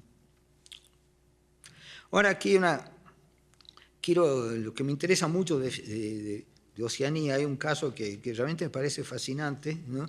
Y que voy a entrar a explicarlo, ¿no? Es decir, los chicos eran ya desde muy pequeños, eran criados de alguna manera como elementos de comunicación entre el mundo de los vivos y los muertos, ¿no? Es decir, les pasaron a ellos la tarea de conversar con los muertos en los rituales, en el cual los muertos le contaban qué pasaba en el otro mundo y a su vez ellos, los niños, empezaban contándole cómo iba la vida entre ellos ahí de los vivos, ¿no? Entonces, aquí estos niños que después se iban creciendo, ¿no es cierto? Es decir, tenían esta conversación, además de la conversación esta de valor informativo de los dos lados, ¿no? Los niños iban teniendo sueños, porque a menudo esas relaciones se daban en el sueño y no. Por un lado eran algunos encuentros así, situaciones ritualizadas donde recibían ellos esos mensajes, o también los recibían en los sueños, cuando dormían, etc. ¿No? Y entonces, ahí empiezan a ver, toman este concepto de sueños, ¿no? Que empiezan a hacer algo así como condensaciones flotantes, ¿no? De signos, ¿no? Así, por ejemplo, ¿no? Cuando conversaban con los muertos, en el ritual entraban en trance los chicos, ¿no? Y después en un trance que era de breve duración, ¿no? Donde en total inmovilidad ellos escuchaban los mensajes provenientes de la parte invisible y después informaban por su lado, ¿no? Ahora, en todas estas experiencias, estos sueños, etcétera, ¿no? El hombre, además de cumplir, el niño, el que después se hace más hombre, ¿no? No solo va cumpliendo esa función social, sino que va generando su propio sueño, diríamos, ¿no? Un sueño que toma en relaciones, armando en base a todos estos diálogos con los ancestros, ¿no? Y también va tejiendo con sus propios deseos o importancia, ¿no? Entonces, es decir, está la idea de que estos sueños flotantes, ¿no? Es decir, el hombre, hagan de cuenta que estoy dando corporalidad a una cuestión que es puramente imaginaria. Por eso, un lugar donde todas las experiencias, los sueños, todo lo que va, lo más grueso, digamos, de la libido del individuo, de los deseos, etcétera, va siendo condensada en un punto, ¿no? En el éter, digamos, ¿no? Donde está ahí esta aglomeración de cosas, de sueños, ¿no? que va teniendo esa persona, ¿no? A lo largo de su vida, ¿no? Ahora, en el cual, ¿no es cierto?, a pesar de toda la parte, digamos, cuajada, reglamentada, etcétera, hay siempre un espacio libre a la propia aventura espiritual, que de algún modo también se fomenta, ¿no? Sino que sea una ritualidad así mecánica, ¿entiendes? Entonces, esta cosa entre terrenal y escatológica, o sea, lo que dicen es que cuando el individuo muere, ¿no? Su alma, ¿no? Sale a buscar este sueño flotante que está en el éter, digamos, ¿no? Se funde con ese sueño, ¿no es cierto? Y bueno, y lleva una vida supuestamente, ¿no? Es que ese sueño flotante de alguna manera va a representar todo lo esencial de su experiencia humana, ¿no? Y para ponerla también a salvo de la degradación del tiempo, ¿no? Y asegurarle alguna forma de eternidad. Es como una forma propia de eternidad, ¿no? Sin embargo, bueno, no tan eterna, o sea, porque piensan que después de 2 o 3 generaciones, cuando ya el hombre ya se cansó o ese sueño flotante, ya de dar vueltas sobre sus propias vivencias, ¿no? Se calcula que debe ser en 2 o 3 generaciones, ¿no? Ya él se da por completado su ciclo, y lo que hacen, ¿no es cierto?, esto tiene un poder germinador, o sea que puede entrar en una mujer, ¿no es cierto?, y fecundarla, ¿cierto? Y el niño que nace de esa fecundación, ¿no es cierto?, va a cargar, va a heredar un poco este sueño flotante. Por lo tanto, van a ser edad con ciertas características, ¿no? Entonces, es decir, la continuidad, la eternidad en último caso se mide a través de cómo se va continuando eso, ¿no? Pero interesante eso cómo entre lo que es el proceso formativo del sueño, ¿no? En el éter, después cómo el alma se une a ese sueño y reposa en ese sueño, sobre todo recuperando, resignificando, repensando su vida, ¿no? Reviviéndola de alguna manera, ¿no? Hasta que se cansan un poco de eso y bueno, y vuelve, digamos, y vuelve a la vida en el sentido de generar un niño, ¿no? Que va a heredar todo ese sueño, ¿no? Y va a realizar su propia experiencia también, hasta generando igualmente su propio sueño, ¿no? Me parece muy, muy bello toda esta concepción, ¿no?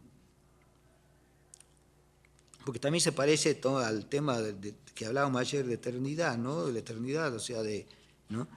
Es diseñar su propia eternidad a partir de lo que, por un lado, concentrar la experiencia de los centrales de su vida, ¿no? Y también condensando todos sus sueños en ese punto, ¿no? Y entonces se da toda una... eso realmente es una verdadera condensación de sentido, ¿no? Y estamos hablándole a toda condensación el carácter de sagrado, ¿no? Bueno, ¿qué horas son? Son casi las 2. No sé, podemos conversar un poco si quieren, ¿no? Algunas cosas quedaron ahí.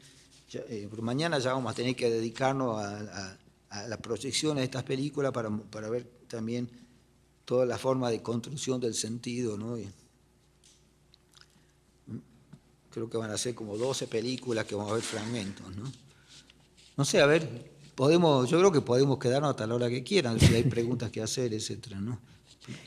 Porque ya no hay café ni nada que se enfríe, así que... Queridísimo maestro, no es una pregunta, es una aclaración en defensa del machismo mexica.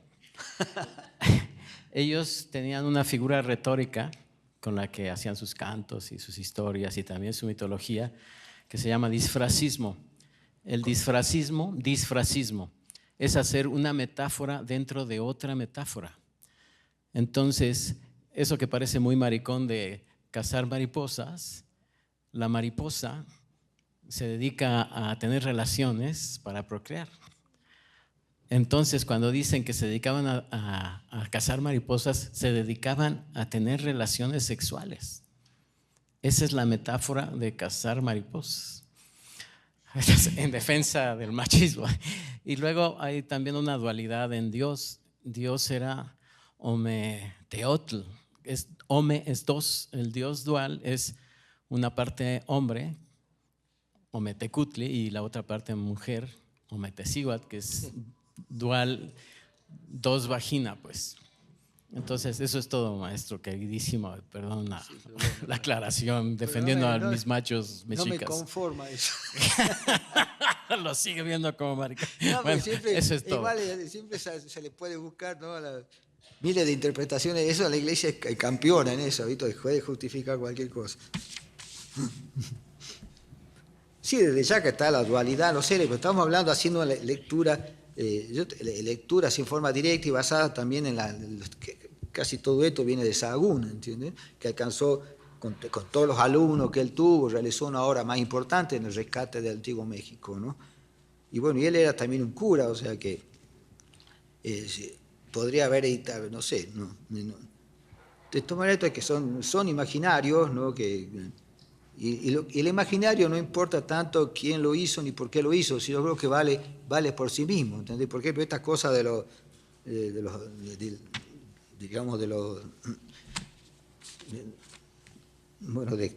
Oceanía, ¿no?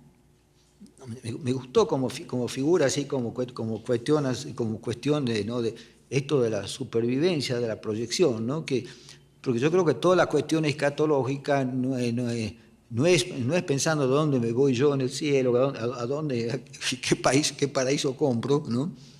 Sino más bien que ayuda un poco a vivir, ¿entendés? A generar tu propia idea de inmortalidad es decir, a mí en los últimos tiempos, incluso a través de mi novela, esa novela La Eternidad que está ahí en el 12, de ver, ¿no? El sentido de la vida, las condensaciones, ya que lo sagrado y también el arte, todo es un producto de condensaciones, ¿no? Quiero ver también condensar mi propia experiencia, ¿entendés? O sea, y ver, porque es una manera también de saber qué vivió uno, ¿entendés? Y buscarle más sentido a todo lo vivido. Porque la vida común, de la mañana a la noche, es como es la producción de una materia prima. Y como toda materia prima, hay cosas que la mayor parte de las cosas no sirven, ¿entiendes?, para el objetivo. Y hay otras que sí, ¿no? Porque a menudo, es decir, uno piensa que el recuerdo de las cosas, ¿no?, es inferior a la vivencia que uno recuerda, ¿no? Y yo creo que no es así. Y esto permite, no sé lo que es, al final de la vida uno pueda tener un especial gozo, diríamos, porque generalmente las vivencias, ¿no?, digamos, a veces uno no la valora en ese momento, ¿no? Y entonces, y con el tiempo va descubriendo que frente a otras experiencias, etcétera, que era importante. Además, como el imaginario no se queda quietito, ¿entiendes?, durante ese tiempo lo he ido retocando, ¿eh? Entonces, hay como, digamos, ese hecho hoy en día nos puede conmover más que lo que nos conmovía en el momento mismo que lo hacíamos, ¿no? Esto que hablaba también de que, digamos, arder sin la conciencia de arder, ¿entendés?, que decía Bachelard, ¿entendés? Entonces, es decir, se puede decir para todo, ¿entendés? O sea, ahora, en ese momento, llegó el momento de ese ardor, ¿no? Pero cuando uno lo recupera ya, digamos, semantizado, si se quiere, ¿no?, elaborado, ¿no?, también tiene su encanto, ¿no es cierto? Y la certeza de saber para qué vivió uno, ¿cierto?, o cuáles han sido, ¿no?, sus valores fundamentales, ¿no? Creo que ayuda mucho en una etapa, digamos, final de la vida, ¿no?, donde justamente que ayuda un poco a hacerse sabio, si se quiere, ¿no? Y tomar plena conciencia de todos los dones que uno recibió, ¿no?, y dentro de eso cuál ha sido lo más significativo, ¿no? Y volver, por supuesto, a través de la memoria, que ya se ocupó de hermosearlo, de retocarlo, ¿no? Volver a eso imaginario que a menudo recordarlo puede ser hasta más intenso que la intensidad que uno tuvo al vivirlo. Maestro, sí. También en este sentido, bueno, con respecto a esto que estaba usted explicando ahorita, estoy tratando de ver si este sentido que se descubre, digamos, hacia el final de la vida es algo que se pueda compartir o es simplemente un asunto personal. Lo digo porque se ha mencionado a lo largo de la sesión de hoy que hay, por ejemplo, ideología de la comunicación, una ideología ascensional, una propuesta inclusive de la horizontalización del mundo. El paraíso mismo también es una promesa ideológica con sus resignaciones, premios, permanencias, una idea de la felicidad posible. O sea, los mitos en general son cosmovisiones éticas y a veces también tienen una enorme carga ominosa y terrible. ¿Qué diferencia habría entonces entre estos universos simbólicos que quieren encantar el mundo y estos otros universos ideológicos que desencantan el mundo? O sea, ¿no es la vida moderna también una especie de universo simbólico, de cosmovisión, de construcción de sí mismo? Y al final de la vida, pues la memoria se encargará, a pesar de la rapidez, del consumismo y de todo, la memoria se encargará de condensar, de densificar esta rapidez, este consumo, y es simplemente la gran coartada que a nosotros nos movió para encontrar al final alguna especie de explicación o de sentido, y el motor al final de todo es la esperanza. Y sí, bueno, yo no estoy contra la esperanza, creo, ¿no? Lo que justamente todo este esfuerzo, ¿no?, de trabajar sobre los imaginarios del hombre, ¿no?, es indagar en todos los mecanismos de construcción de sentido, ¿no? El tema escatológico es una de las maneras muy importantes también los centrales que tuvo, igual que la utopía, ¿no? Que la utopía que es un eje de la política transformadora, ¿no? Lo importante es tomar conciencia de la importancia digamos, de las cosas, el valor de la vida o de lo que vive, ¿no es cierto?, de los insectos, de la tierra, etc. En un momento que también hay que proteger a la naturaleza que está siendo destruida, hay que proteger también los valores esenciales de la especie humana, que a veces son poco dejados de lado, ¿no?, con toda la exaltación de la divinidad del consumo, ¿no? Yo veo que como que... Sin embargo, les decía también que hay elementos de esperanza, como yo veo, por ejemplo, que hablando justamente de esta experiencia humana, mejor dicho, de lo que es el proyecto humano, ¿no? Cuando le comentaba ayer de que todo qué pasaba con la diversidad sexuales, con el tema de los discapacitados, de las mujeres, de los negros, de los indios, etc., un montón de causas de minoría, de seres que han sido excluidos, de pronto han ido avanzando, ¿no? Y ese avance que ha sido muy grande en los últimos 40 años, que 40 años no es nada en la historia humana, ¿no?, lleva un poco a la esperanza, ¿cierto? Y también con respecto al otro, ¿no?, para poder justamente solamente volver a estos ejes, a este reencantamiento del mundo, para salirse de la ideología del consumo, ¿no?, y llevar una vida como era que se vivían nuestros abuelos, qué sé yo, que era una vida cifrada más que nada en los valores, no en el consumo, ¿no? Ya de los valores no habla casi nadie, ¿entiendes? O sea, a eso con nuestros abuelos, por ahí uno va todavía en el campo, hay gente que dice yo soy pobre pero decente, ¿no?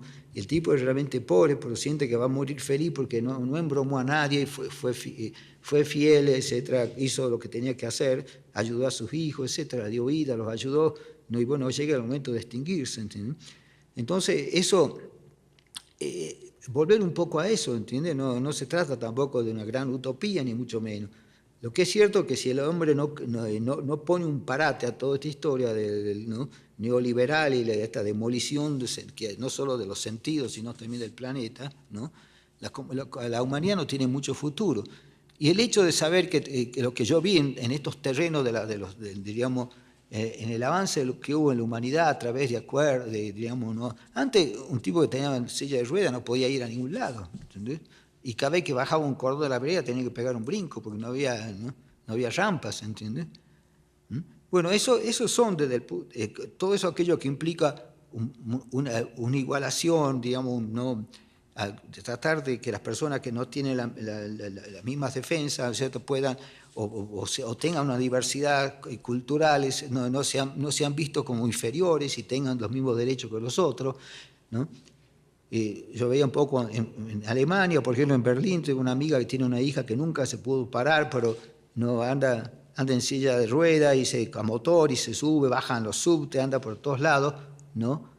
Y hasta incluso le hacen departamentos donde ellos pueden vivir así como tipo de colectividades, no muy grandes, ¿no?, con gente, hasta tiene un novio dentro de esa comunidad, etcétera, ¿no? Entonces, todas estas cosas, ¿no?, es una forma de esperanza, ¿no es cierto?, porque estamos viendo que es algo que condice con este proyecto humano, que como digo, la base del mismo, y en ese sentido de ruptura con el orden natural, ¿no?, es tener piedad para los débiles. En la naturaleza no hay ninguna piedad. Por eso que les decía que esos cervatillos, bueno, los antílopes, como paren un cachorro, bueno, un cervatillo, y ya a la hora el cervatillo está de pie y capaz que antes de un día ya puede correr a 40 kilómetros por hora. Si no pasa eso, se los comen los leones, ¿entiendes? Entonces es un mundo implacable, el mundo de la naturaleza, ¿no? Bueno, y el hombre quiso zafar de eso, ¿no? Hay la guerra, hay muchas cosas que lo asimilan de nuevo a toda esa competencia por la vida, etcétera, que se ve en la naturaleza. Pero yo creo que es suficiente, ¿no? Hay cosas, incluso yo me acuerdo cuando yo vivía en México, hay un momento que ya nadie daba 5 centavos por el mundo, porque parecía que ya estallaba la guerra atómica y que mucho mejor que hacerte una linda casa era hacer un subterráneo, ¿no?, y llenar con comida para a veces 1 año y medio de latas, etcétera, para subsistir en una guerra nuclear. Ese peligro no se ha ido del todo, pero en algún momento el hombre dijo clic, se dio cuenta y paró un poco la mano. Quizás se dé ese clic también aquí, ¿cierto? Pero lo único que nos cabe hacer, ¿no es cierto?, es decir, es volver a recordar esta, ¿no? No perder de vista esta historia del hombre, esta historia hacia la igualdad, hacia el respeto del otro, el respeto a los mundos simbólicos, a la no depredación, como hizo siempre el cristianismo, etcétera, ¿no?, que ha sido la maquinaria más feroz de demolición de la diversidad cultural. ¿Entendés? Y bueno, es lo único que puede hacer, ¿no?, por lo menos yo y como quizás ustedes, ¿no?, cada uno en su área, si es pintor, escultor, etcétera, y sobre todo en su propia vida, ¿no?, o sea, ¿no?, porque no están solamente las causas las causas humanas para las que uno pueda luchar, etcétera, sino también está qué hacer con tu propia vida, ¿no? Porque ya el mundo está lleno de salvadores que no tienen nada adentro y quieren salir a redimir a los otros. De eso el cristianismo, ya todo, especialmente todas estas sectas norteamericanas de salvadores que vienen, ¿no?, todos quieren redimir, ¿entiendes? Todos. Y yo también creo que Ciorán hablaba de toda la cantidad de salvadores, ¿no?, que no tienen nada que decir a nadie, porque son una ruina moral los tipos, ¿no?, una pobreza de imaginarios, ¿no? Bueno, no nos queda más que seguir haciendo lo posible, y bueno, mi trabajo creo que en este aspecto, ¿no? Yo incluso cuando este libro de Poética a lo Sagrado fue editado en Cuba, ¿no?, y yo al principio le había mandado 2 capítulos, algo relacionado con el tiempo, con la eternidad y no sé con qué otro tema, ¿no?, para la revista Cine Cubano, ¿no?, en la que siempre colaboro. Y de pronto, bueno, cuando se interesaron mucho por este libro y me dijeron que querían editarlo, junto con el Instituto Superior de las Artes en Cuba, ¿no? Y yo le dije a Mercy Ruiz, que es la directora del área de dicción del Instituto Cubano del Cine y del ICAI, ¿no?, dije, bueno, pero tengan en cuenta que esto es el menos político de mis libros, porque siempre estoy escribiendo sobre la descolonización, todos esos aspectos que tienen que ver con las relaciones interétnicas, la desigualdad, ¿no? Y ella me dijo, no, dice, es el más político de tus libros, ¿no? Y no lo decía como una manera de congraciarse, ¿no?, porque yo creo que ellos también, después de 40, 50 años, ¿no?, de estar con el mismo lenguaje, ¿no?, como si el lenguaje especialmente manejado por los hombres, ¿no?, es como que se basa en cliché, en cosas así muy elementales, ¿no?, en un discurso estereotipado, ¿no?, muere el imperialismo, muere esto, muere esto otro, ¿no? Y hay un momento, bueno, que la tarea fundamental de una revolución no es solamente defenderse, insultar o condenar a todas las fuerzas enemigas, ¿no?, sino también edificar un hombre nuevo. Es lo que más o menos han fallado bastante todas las revoluciones que vivimos en el siglo XX en ese aspecto, ¿no?, en crear un hombre nuevo, ¿no? Por eso creo que eso vieron y quedaron, ¿no?, lo editaron al libro ya, ¿no?, entre el Instituto Superior de las Artes y el Instituto Cubano del Cine, ¿no? Y bueno, creo que esa es por lo menos la contribución que quiero hacer, etcétera, ¿no? Yo me metí en parte de la antropología, ¿no?, sin ser antropólogo ni nada, nunca quise ser conocido como antropólogo, no, nunca, pero fue mi modo de lucha, así como otras personas se volvían guerrilleros, bueno, yo quise hacer algo también a través, incluso una de las chicas, una novia mía que fusilaron en Trelew, me dijo, no, mejor no te metas en esto, porque yo ya había empezado a bordear la cosa, ¿no? Creo que puede ser más útil escribiendo, ¿no? Y creo que tenía toda la razón, ella la mataron un poco después, fue una de las fusiladas de Trelew, le pegaron 18 balazos, ¿no? Y bueno, creo que, y me pareció que frente a la era del vacío, no basta con ponerse a declamar que estamos viviendo la era de la insignificancia, del vacío, de esto, otro, sino salir a luchar contra ese vacío. ¿Y cómo se lucha sobre el vacío? Bueno, mostrando todos los mecanismos de significación de la realidad que hizo el hombre a través de la historia, ¿no?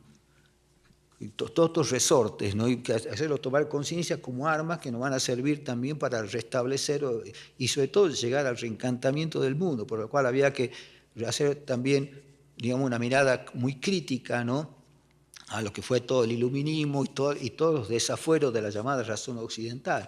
Decir, bueno, nosotros esa razón se la guardan, nosotros tenemos nuestra propia racionalidad que funciona en base a nuestras propias escalas de valores y nuestra escala de valores nos van a decir qué cosa es racional y qué cosa es irracional, ¿cierto? Y además cada cultura o nosotros vamos a poder determinar también, o sea, que hay potenciar el área de lo simbólico, que sacarle todos los conceptos de superstición, toda esa forma que tenían de querer anular el sentido o de ver como una cosa de salvaje, ¿no? Harto de que nos consideren salvajes. Entonces, que esa nueva racionalidad nuestra, ¿no? Sirva también, sea coherente, o sea que sea respetuosa de la vida simbólica, y trabajen y se complementen como dos buenos hermanos. No que una ande jodiendo a la otra, interfiriéndola, ¿no? Negándola, etc. ¿Sí? Bueno, eso creo que es lo que quise hacer con esto, ¿entiendes? O sea, lo cual implica, claro, desmitificar muchas cuestiones, o sea, ¿no? de las ciencias sociales, empezando por las mismas ciencias sociales que se formatearon con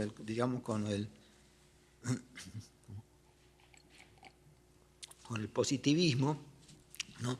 Y fueron, y fue bastante ciega de alguna manera todos los procesos realmente simbólicos, como los prueban todas las primeras etnografías, etcétera, ¿no? Que no han visto para nada todo este problema.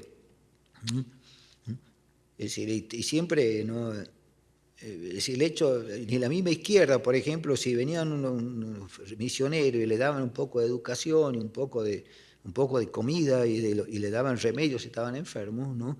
Ya parecía que era suficiente, que podían hacer lo que quieran y destruir su mundo simbólico, ¿no? Y eso incluso le parecía que no ofendía la libertad de culto. Nunca he visto que la izquierda se preocupe por esto, ¿entiendes? Salvo algunas personas sueltas que no sean no porque tengan que ver izquierda o derecha, sino porque tengan sensibilidad, ¿no? En ese sentido.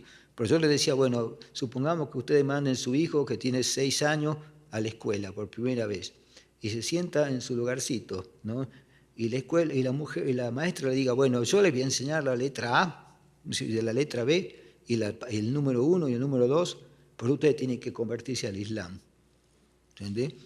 ¿Qué harían ustedes? ¿Saldrían con un revólver a borrarle la cabeza a la directora de la escuela y diciendo la libertad de culto, la libertad de culto? Pero la libertad de culto nunca existió para los indios. ¿Entendés? Siempre amparó a los depredadores. ¿Entendés? Y para mí, diríamos, ¿no? Porque claro, ya en toda esta cuestión de Occidente viene una desvalorización de milenios así de la vía simbólica, que les parece que no tiene ninguna importancia. Sin embargo, me acuerdo el caso de los guaraníes, que tenía ahí como, en ese momento había como 45 comunidades guaraníes en la zona de Misiones, por ahí en la provincia de Misiones, ¿no? Y había 2 comunidades que un obispo emérito, se llama Kemmerer, ¿no? La había construido como una manera, diríamos, decirle, bueno, son aldeas modelo, donde había salud, donde había comida segura, ¿no es cierto?, donde había una escuelita, ¿no? Como dicen, si ustedes quieren, ¿no es cierto?, quieren salud, quieren escuelita, entonces dejen toda esa enseñanza del diablo y vengan aquí a conocer la verdadera fe. Claro, los guaraníes, es decir, ellos tienen un sentido muy... su pensamiento es muy, muy poético. Cuando uno se mete en ese mundo, lee los cantos, los himnos, etc., hacen llorar la fuerza que tienen, ¿no? Y bueno, ellos ponían, su alma estaba en esos signos, en esos principios. Pero frente a una sociedad que digamos, que por lo la izquierda, si veían que contribuían a la base material de la vida, uno puede tomarse cualquier libertad frente a lo simbólico. Es como decir, es basura, es como ya el mismo, de alguna manera el mismo marxismo, ¿no? Lo ve todo eso como la flora de la miseria. Un poco de escuela está bien, que arrasen con la flora de la miseria, que son todos imaginarios. Es decir, todo viene, claro, de una concepción muy materialista, muy positiva, y de una ciencia social que se impuso sin que nadie la considere, digamos, nadie la legalice a nivel universal. ¿Sí? Entonces, justamente por suerte, ahora se está dando este problema a través de la antropología reflexiva, a través de lo que se llama, ¿no?, epistemología del sur, ¿no?, el hecho de llamar ecología de saberes, llamar a todos sus saberes, y por lo tanto poner en valor el mundo simbólico, ¿no? Eso es una cosa que está caminando, ¿no? Y bueno, y creo que eso es un poco el camino también, ¿entiendes? O sea,